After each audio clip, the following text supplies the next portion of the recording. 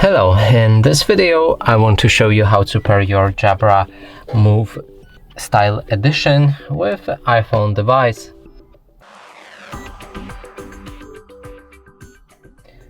So in order to do this, first let's make sure that we have Bluetooth enabled on our iPhone, of course. Next is to get this key, it's on your right headphone, and turn it to the Bluetooth side till it starts blinking in a blue. And now we should see this device right here on our list, and now click on it and it should be connected. And that's it for this video. Hope you like it. Please consider subscribing to our channel, leave a like and a comment below.